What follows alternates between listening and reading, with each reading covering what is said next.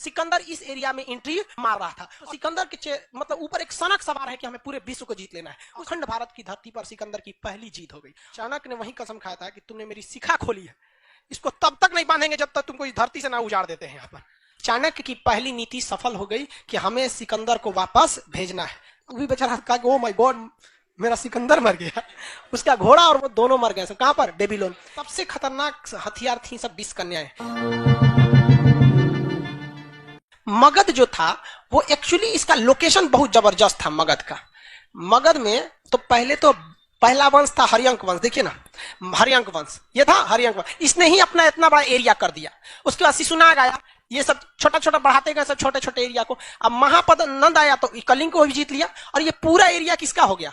मगध का हो गया। पूरा एरिया मगध का। मगध के पास नदियों की कोई कमी नहीं थी, जिस वजह से भूमि उपजाऊ थी और कृषि अच्छा होता था। राजा के पास पैसा था। झारखंड वाला एरिया भी मगध में ही आ गया था। कोयला, लोहा, हाथ सब चीज वहां से मिल जाता था। हाथी के दांत, लकड़ी, हर चीज मिल जा सकता था। मगध इतना बड़ा था कि इसे कोई जीतने की सोचता नहीं था। इधर से हमला करके घुसिएगा तो इधर से आके थूर देगा आपको। तो यहाँ पर कोई नहीं है। ऊपर मगध में पूरी तरह से पहाड़ था, नीचे बंगाल की खाड़ी थी। मगध चारों ओर से सुरक्षित था, बड़ा एरिया था। लेकिन भारत का पश्चिम और उत्तर का भाग, यानी ये वाला भाग, पश्चिमोत्तर भाग कैसा था? अशांत था। पश्चिमोत्तर भाग कैसा था? अशांत था। तो प्राचीन काल में भारत का पूर्वी भाग यानी मगध का एरिया कैसा था? शक्तिशाली और शांत था, राजनीतिक रूप से स्थिर था। यहाँ कोई इसके शासन को हिलाने वाला नहीं था जब तक कि इनके खुद के सेनापति वगैरह इनको मार काट के न हटा दे। अभी भी देखिए 3-3 वंश चेंज हो गया, क्या कोई बाहरी आक्रमण हुआ है? नहीं। लेकिन सिकंदर इसी वक्त में, इसी समय में 326 ईसा पूर्व, कब? 326 ईसा पूर्व सिकंदर इस एरिया में एंट्री मार रहा था। और जब इधर एंट्री मार रहा है तो बताइए ये कौन सा एरिया कहलाएगा? आसान था। यहाँ 2 महाजनपद मिलेंगे। एक आपका कौन सा मिलेगा? कंबोज। एक आपको मिलेगा गांधार। तक्षशिला राजधानी थी। तो वो इस एरिया में आने लगा। कौन? सिकंदर। अब सिकंदर जब यहां आने लगा तो तक्षशिला जो जगह था, तक्षशिला के एक गुरु थे जिनका नाम था चाणक्य, विष्णुगुप्त या कौटिल्य, तीनों उन्हीं का नाम था। उनके पिता का नाम था गुणी, तो गुणी पुत्र चाणक्य, गुणी पुत्र चाणक्य तक्षशिला यूनिवर्सिटी में प्रोफेसर थे। तो उनको एक बात पता थी कि अगर सिकंदर यहां आ गया तो सिकंदर के मतलब ऊपर एक सनक सवार है कि हमें पूरे विश्व को जीत लेना है। उसे जरूरत नहीं है, लेकिन उसे सनक सवार है कि हमें पूरे विश्व को जीत लेना है। जब कभी भी कोई दूसरा व्यक्ति शासन करने लगता है अपने देश के ऊपर तो सबसे ज्यादा अत्याचार गरीब लोगों पर होता है, क्योंकि उसको अपने से कोई मतलब नहीं है। जैसे मान के चलिए हम ही को आप चाइना का प्रधानमंत्री बना देंगे तो क्या करेंगे? सबसे पहले चीन का दीवार तुड़वा देंगे। अब भारत के किसी व्यक्ति को आप चीन का शासक बना देंगे, क्या विकास करेगा? जिस जमीन पे आप पैदा नहीं हुए हैं कभी भी उस जमीन से प्रेम हो ही नहीं सकता है। यहाँ पर क्यों जमीन से प्रेम हो जाता है? बचपन से हम लोग उस जमीन की मिट्टी खाए होते हैं, मिट्टी खा खा के बड़े हुए ना, इसलिए इससे प्रेम हो जाता है। इसलिए हम इसके बारे में कभी गलत ही नहीं सोच सकते। सोचा सिकंदर आएगा भारत में, खुद तो करेगा नहीं, अपना कोनो स्टाफ बैठा देगा, कहेगा हमको यहाँ से 1 लाख रुपया भेजना, तो वहां से 2 लाख रुपया वसूलेगा, अपने कमाएगा। बहुत बर्बादी होने लगता है ना। तो ये बात किसको पता चल गई? चाणक्य को, कि सिकंदर एंट्री मार चुका है। सिकंदर चाणक्य ने तक्षशिला, ये जगह कौन था भैया? तक्षशिला। कंबोज तो बर्बाद हो चुका था, तक्षशिला ही बड़ा था। कंबोज, ये जो तक्षशिला था ना, कंबोज को भी मिला लिया अपने में। तो तक्षशिला के राजा जो थे आम्भिक थे। तक्षशिला के राजा आम्भिक। आम्भिक में 2 समस्याएं। आम्भिक एक डरपोक शासक था, बहुत ही योग्य नहीं था। दूसरा, इससे थोड़ा अय्यास बहुत बड़का था। इससे थोड़ा ये सब मराया है सब यही चक्कर में, सबको समझे में नहीं आता है इसे। तो इसको मतलब डेली कोई ना कोई इसको पसंदे आ जाती थी।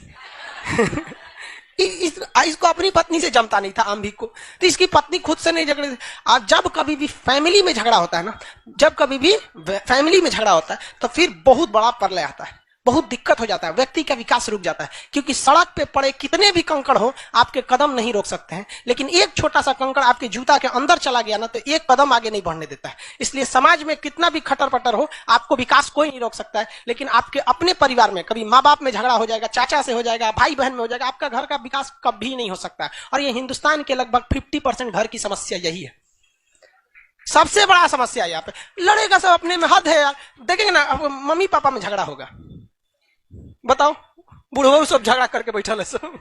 अरे तरीका बुढ़ा गए लोग यार, आप झगड़ा का ये कर रहा है लोग। नहीं, उन लोग को समझ में आता है अभी हम जवाने हैं। अब भाई इस पे गलत ऐसा कोई नहीं होगा जिसमें आप लोग में मम्मी पापा में झगड़ा नहीं होता हो, लेकिन किसी किसी में ईगो बना लेते हैं। यही हाल हो गया किसके साथ? तक्षशिला। तक्षशिला के राजा कौन थे? आम्भिक। तक्षशिला के राजा आम्भिक। इनका पत्नी से जमता था नहीं, तो पति पत्नी जो थे उन्हें दाम्पत्य जीवन कहा जाता है। शुद्ध हिंदी में दंपत्ति मतलब क्या होता है, हस्बैंड वाइफ। तो इनके दंपत्ति जीवन उतना अच्छा से नहीं था। जबकि सिकंदर की पत्नी रेक्सोना बहुत सुंदर भी थी और मतलब दोनों में जमता भी था, दूरदर्शी विचारधारा की थी वो। अब इसका फायदा उठा लिया कौन, सिकंदर, और तक्षशिला पर आक्रमण कर दिया। तक्षशिला पर जब आक्रमण किया तो तक्षशिला पर आक्रमण के डर के मारे आंभिक सिकंदर की अधीनता स्वीकार कर लिया और यह भारत की जमीन पर, उस समय अखंड भारत की धरती पर सिकंदर की पहली जीत हो गई। और आंभिक यही नहीं रुका, चट्टा उसने कह दिया कि आप आगे बढ़िए और यहाँ सिंध का राजा पोरस जो है, पोरस को हराने में हम आपका साथ देंगे। तो पोरस को मारने में खुद भारत का राजा आंभिक था और सिकंदर की फौज थी। सिकंदर की फौज ने जितनी बुरी तरह से पोरस को नहीं मारा, उससे बुरी तरह से उसकी सारी सूचनाओं को लीक कर दिया गया। किसके थ्रू, आंभिक के थ्रू, तक्षशिला के राजा आंभिक। और पोरस को भी क्या कर दिया गया, हरा दिया गया। और पोरस को जब युद्ध के मैदान पर हराया गया तो पोरस को उसको रथ से घसीट के लाई सिकंदर की सेना, सिकंदर के सामने खड़ा किया गया। सिकंदर ने बोला कि देखो तुम क्या चाहते हो, मेरे घुटने टेक दो, मैं तुम्हारी जिंदगी बकस देंगे। कहा कि काट दो, हमको ऐसी थूकी हुई जिंदगी नहीं चाहिए, आंभिके को दे दो, वहां पर नहीं रहना हमको ऐसे किसी के भीख पे पलना। तो बहुत खुश हुआ सिकंदर, बहादुर ही बहादुर की इज्जत करता है वहां पर, बहुत खुश हुआ। और सिकंदर की पत्नियों खुश हो गई। तो सिकंदर को कहा कि रे ते क्या खुश हो रही है रे, डबल बॉन्ड बनाएगी क्या, राखी बांध राखी बांध राखी। तो क्या बनवा दिया, राखी बनवा दिया। समझ आ रहा है कि नहीं आ रहा। सिकंदर भी टेंशन फ्री हो गया क्योंकि बहादुर था, इसको टेंशन था कहीं कहीं व्हाट्सएप नंबर मिल गया तो दिक्कतें हो जाएगी। तो अब पोरस को कहा गया कि देखो हम तुम्हें एक राजा की उपाधि देते हैं, तुम्हारा सब कुछ तुम्हारी वीरता को देखकर लौटा देते हैं, बदले में तुमसे एक ही चीज मानते हैं, जब तो हम आगे की ओर आक्रमण करेंगे। किधर की ओर, मगध की ओर, क्योंकि अब मगध इतना आगे आ चुका था, तो तुम हमारी क्या करना, मदद करना। अब ये तो घेरा गया पोरस। रीजन क्या है कि सिकंदर तो सार हो गया ना उसका, नहीं क्या हो गया, बहनोई हो गया वहां पे, एगो रिश्तेदार हो गया। दूसरा हारे हुए हो यार, तुम्हारे दादागिरी नहीं चल पाएगा हारने के बाद, कितनों शान दिखा लो कि मार दो ये कर दो, लेकिन हार होती है। तो मजबूरी में अब पोरस, आंभिक दोनों और सिकंदर तीनों की अब भूमिका किधर थी आगे बढ़ने के लिए, मगध के लिए। अब यहाँ मगध, तक्षशिला के राजा का गुरु का नाम चाणक्य, ये कहाँ आए थे, मगध में। समझाने किसको, धनानंद को समझाने आए थे। और धनानंद को समझा रहे थे कि अगर ये सिकंदर यहाँ घुस जाता है तो यहाँ से आर्थिक विदोहन करेगा, आने वाली पीढ़ियों तक को बर्बाद कर देगा, आप इसको संभालिए नहीं तो बहुत दिक्कत हो जाएगा। अब इस बीच धनानंद नशे में था और ऑर्केस्ट्रा देख रहा था। कहता कि रे ये कहाँ का आया है ब्राह्मण। धनानंद इनको, चाणक्य को, उनका चोटी पकड़ के फेंकवा दिया बाहर। सोचो चोटियां नोच के फेंकवा दिया और नोचा तब खुल गया, बांधते थे लोग ना चोटी, उससे खुल गया वहां पे। अब धनानंद के सामने इनका गुस्सा 7वें आसमान पर था, चाणक्य का। और चाणक्य ने वही कसम खाया था कि तुमने मेरी शिखा खोली है, इसको तब तक नहीं बांधेंगे जब तक तुमको इस धरती से ना उजाड़ देते हैं यहाँ पर। और वहां से धनानंद चले आए वापस, सॉरी धनानंद कह रहे चाणक्य। और चाणक्य यहाँ आए कहां पर, अपने तक्षशिला में, और अपने सबसे प्रिय शिष्य जिनका नाम था चंद्रगुप्त, सबसे प्रिय शिष्य का नाम था चंद्रगुप्त को कहा कि देखो ये चोट्टा अपने मदिरा पान में लगा हुआ है, इसकी बर्बादी करना तो फिक्स है, छोड़ेंगे नहीं इस साले को, हमारा बाल नोच दिया, बेइज्जती कर दिया यहाँ पे। समझा गया। चाणक्य ने अभी पहला काम हमारा क्या है, सिकंदर, इसलिए दिमाग से उतर जाओ और हकीकत देखिए चाणक्य की। गुरु चाणक्य ने चंद्रगुप्त मौर्य को बताया ही नहीं था कि मगध में मेरी बेइज्जती हुई, क्योंकि गुरु को पता था कि जो मेरा शिष्य है इसको माइंड डेविएट हो जाएगा कि ये सिकंदर से बड़ा दुश्मन मानने लगेगा किसको, चंद्रगुप्त मौर्य, इसको धनानंद। इसलिए चंद्रगुप्त मौर्य को बताया नहीं, कहा कि यहां से ये लोग नहीं लड़ पाएंगे, ये कमजोर हैं, और तुम किससे लड़ो, सिकंदर से लड़ो। तो कहा कि महाराज हम ना राजा है ना कुछ है, चाचा वो अकेले 3-3 गो राजा, हम लड़ेंगे कहां से। तो वहां काम आया अंधविश्वास। अंधविश्वास इतना भयानक चीज होता है कि किसी को डरा के रख देता है। गुरु चाणक्य और चंद्रगुप्त ये सिकंदर की सेना में ये बात फैलाने में सफल हो गए कि जो भी इस व्यास नदी को पार करेगा तो आगे भारत शुरू हो जाता है, मुख्य भूमि, और भारत देवों की भूमि है, यहाँ भगवान लोग का निवास होता है। बिना अनुमति कोई युद्ध की नीति से आता है तो भयंकर भयंकर बीमारी हो जाती है, आंख फूट जाता है, प्लेग हो जाता है, कुछ हो जाता है। तो सिकंदर का प्लेग हो जाता है, यहाँ कोनो हमारे यहाँ जादू टोना नहीं होता है। तब तक भोजन में चंद्रगुप्त मौर्य सिकंदर की एगो सेना को मारा, अब मार के उसकी वर्दी वर्दी पहन के गुप्तचर बन के घुस गया, क्योंकि भाई गुरु थे चाणक्य, उनको पता था कि किस तरह से अजात शत्रु ने वर्षकार की मदद से घुसकर वैशाली में हर एक जानकारी निकाल लिया। उसी तरह चंद्रगुप्त मौर्य को चाणक्य ने एक गुप्तचर बना के किसकी फौज में घुसा दिया, सिकंदर। और सिकंदर इस अफवाह को फैलाने में कामयाब हो गया और धीरे धीरे वहां के लोग डरने लगे। इसी बीच चंद्रगुप्त मौर्य ने खाने में जहर मिला दिया। उस समय फोरेंसिक रिपोर्ट होती नहीं थी, कौन सी पता चलेगा कैसे मर गया? वहां पे जांच होता था कुछ। और जहर एक से एक कैटेगरी का था, आज खाओ 2 दिन बाद मरो, आज खाओ 3 घंटा बाद मरो, आज खाओ 6 महीना बाद मरो, इस टाइप का। तो जहर दिया और 1 हफ्ता बाद उसका असर दिखने लगा। 1 हफ्ता बाद आपको पता ही नहीं चलेगा कि 1 हफ्ता पहले क्या खाए थे। आपको पता है क्या पिछले संडे क्या खाए थे? किसी को नहीं पता। कौन ध्यान देता है यहाँ पे? और घुसा पूरा तरह से फैला दिया अफवाह को। सिकंदर की फौज में अब धीरे धीरे क्या फैल गई? अफवाह। और कहा गया कि चलो एक काम करो, जिसको जिसको ब्यास नदी पार करना चलो। तो ब्यास नदी में घूम फिर के आया सब। अजंते किसको ले आया था सब घुमाने के लिए? जो उनके खनवा में जहर दिया था। टहल के आया सब ब्यास नदी में, 1 हफ्ता बाद मर गया। अचानक कहा देखो देखो देखो यही होता है यहाँ पे, जाओगे लोग तो क्या हो जाएगा? मर जाओगे।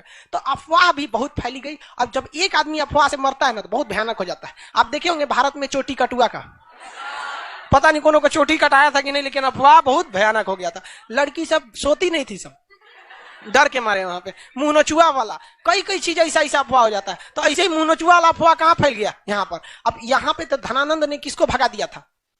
चाणक्य। यहाँ चाणक्य अपने शिष्य चंद्रगुप्त मौर्य के साथ यहाँ अफवाह फैलाने में क्या हो गए? सफल हो गए। अब सिकंदर की फौज 2 कारण से, एक तो पूरी तरह से थक चुकी थी, लगातार युद्ध कर करके थक गई थी फौज। यहाँ धना इससे आम्भिक से लड़ी थी, लड़ने के बाद ही ना सरेंडर किया था। थोड़ा मोड़ा युद्ध हुआ था तू में। पोरस से बहादुरी से लड़ी थी और उधर से लड़ते हुए आ रही थी। और दूसरे की जमीन पे बैठी है, टेंट में लगा के, नींद अच्छा से नहीं आएगा। उस समय व्हाट्सएप भी नहीं था कि घरे बतिया ले। कोनो कोनो का हाले फिलहाल ब्याह हुआ था तो घरे लौटना था बेचारा, फोन नंबर भी नहीं था उस समय, कबूतर खत ले जाते थे सब। तो कहा कि भैया हम नहीं लड़ेंगे, ब्यास नदी को पार नहीं करेंगे। दूसरा अफवाह फैल गया कि जो भी ब्यास नदी को पार करेगा वो क्या होगा? मरेगा। और डेली उसके कहीं कहीं कुछ कुछ डिजाइन से मर रहा था सब वहां पे। उसके बाद आ गया ब्यास नदी में बाढ़। अब ब्यास नदी लबालब हो गया। भारत की नदियों में बाढ़ आता है तो सोचा समुंदर बन जाता है। अब कैसे लड़िएगा? उसके बाद अफवाह यह फैला दिया गया कि धनानंद के पास हाथियों की बहुत बड़ी फौज है। हाथियों की क्या है? बहुत बड़ी फौज है। और सिकंदर हाथी लाया नहीं था, क्या लाया था? घोड़ा। और घोड़ा और हाथी क्या कि घोड़ा कुछ करेगा? हाइट, युद्ध में हाइट का बहुत बड़ा फायदा होता है। किसी भी तरह से करके इसकी सेना में एक मनोवैज्ञानिक दबाव बना दिया गया और सिकंदर की फौज डर कर लौट गई। वहां पे सिकंदर ने बहुत कोशिश किया क्या करने के लिए? अपनी फौज को प्रेरित करने के लिए कि किधर चलो, भारत की ओर आक्रमण करो। सिकंदर की फौज मानी ही नहीं, कहीं कि भाड़ में जाओ। सोचा राजा तुमको जाना है जाओ, हम नहीं जाएंगे, या ब्यास नदी पार करेंगे, उधर भगवान सबकी जमीन है, देख रहे हैं किसी का आंख फूट गया, कोनो मर गया, कोई कुछ हो गया, हम नहीं जाने वाले, कहीं और हमको हमला के लिए भेजे। समझाते रह गया सिकंदर, लेकिन कोई उसकी बात को नहीं माना। चाणक्य की पहली नीति सफल हो गई कि हमें सिकंदर को वापस भेजना है। अब दूसरे नंबर पे कौन है? कौन? धनानंद। शक्तिशाली कौन था? सिकंदर। जब सिकंदर को वापस भेज दिया गया तो धनानंद को नहीं डेक्ची के मसाला है। इन दोनों का विश्वास भी बहुत ऊपर उठ गया। लेकिन इसमें एक गड़बड़ हो गई थी। सिकंदर का जो नौसेना प्रमुख था, एडमिरल नहीं होते थे आज के समय में, एडमिरल, नौसेना प्रमुख नियारकस, क्या नाम था? नियारकस। वो अपनी फौज को चुपचाप नौसेना प्रमुख लेके चला गया, क्योंकि उसका काम था नाव बनाना नदी उदी को पार करने के लिए। समझ में आ रहा है कि नहीं आ रहा? तो सिकंदर का सेनापति नियारकस जो था वो तो लौट गया, लेकिन सिकंदर का थल सेना प्रमुख जो था सेल्यूकस निकेटर, क्या नाम था? सेल्यूकस निकेटर, उसको डाउट था कि यहाँ कोई श्राप से लोग नहीं मरा है, कुछ ना कुछ यहाँ पर गड़बड़ है। वो सिकंदर को नहीं जाने देना चाहता था, लेकिन सिकंदर भी अपनी फौज के आगे मजबूर था, लौट गया। यहां पर सारा तांडव हुआ था, यही एरिया था। यहाँ ये है आपका तुर्की, ये है ना तुर्की, और तुर्की के पास यहाँ है मैसिडोनिया। जस्ट तुर्की के पास कौन सा जगह है? मैसिडोनिया। सिकंदर ससुरा कहां से आया था? मैसिडोनिया। इसी को क्या कहते हैं? मकदूमिया। इसी को क्या कहेंगे? यूनान। इसी को क्या कहेंगे? ग्रीक। सब इसी एरिया का है। ग्रीक, यूनान, सब एक ही एरिया का नाम है, ग्रीक। जैसे हम लोग किस तरह कहलाते हैं? अखंड भारत। उसमें ससुरा अफगानिस्तान भी आ जाएगा, पाकिस्तान आ जाएगा, भारत आ जाएगा। उसी तरह कौन सा? ग्रीक या यूनान। देश का नाम बोलिए तो मैसिडोनिया, मकदूमिया। इधर से ससुरा आया और यहाँ पर आक्रमण किया। यहाँ पर इतना मारधार कर रहा था, और जब सब नहीं हो पाया तो यहाँ से क्या हो गया? लौट गया। इसका नौसेना प्रमुख इधर से लौट गया और ये इधर से ऐसे लौट रहा था। लौटा, जब इराक में पहुंचा। ये लड़ाई कब लड़ गई? 326 ईसा। पोरस से लड़ाई हुई 326। क्या आगे भारत में बढ़ सका? नहीं। लौटा तो भैया ये तो 326 के बाद 27 आएगा कि 25 आएगा? 25। बीसी उल्टा चलता है। बीसी मतलब क्या होता है? उल्टा चल। तो यहां पहुंचा इराक में, लौटा धीरे धीरे पैदल सेना से आराम से लौटता था। कहीं 1 महीना इंतजार करता था, कहीं पार्टी चलती थी, कहीं कुछ, किसी दूसरे दोस्त से मिल गया। ऐसे करते करते यहां पहुंचा 323 ईसा पूर्व। कब पहुंचा? 323। किस देश में? इराक में। अभी यहां आतंकवादी भर गया IS वाला। तो इराक में, इराक का शहर का नाम है बेबीलोन। क्या नाम है? बेबीलोन। 323 ईसा पूर्व ये कहां पहुंचा? बेबीलोन। बेबीलोन में इसे में पेट में अचानक दर्द हुआ, पेट में दर्द हुआ, और पेट दर्द की वजह से इसमें डायरिया टाइप की बीमारी, उस समय अल्ट्रासाउंड से होता ही नहीं था, अल्ट्रासाउंड नहीं होता था। इसके वैद्य वगैरह ने बहुत इलाज कराया और मर गया। कहां पर? कहां पर? बेबीलोन में मर गया। जब ये मरा ना तो इसका घोड़ा का नाम था बुके फराल। घोड़ा का नाम क्या था? बुके। घोड़ा भी बेचारा मर गया हार्ट अटैक से। वो भी बेचारा कहा ओ माय गॉड मेरा सिकंदर मर गया। उसका घोड़ा और वो दोनों मर गए। कहां पर? बेबीलोन।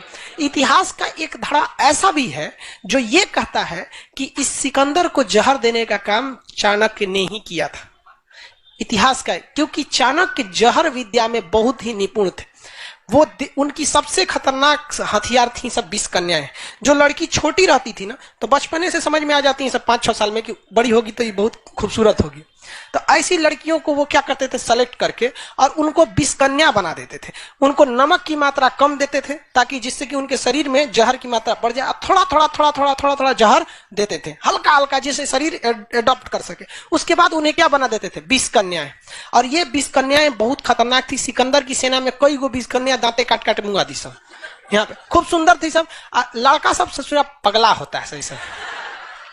खूब सुंदर रहेगी और सुंदर लड़की को क्या दिक्कत है? मेकअप मार के आएगी, देख के इसे बाल मुस्कुरा दी काम कर। ओह माय गॉड, हद है यार तुम लोग।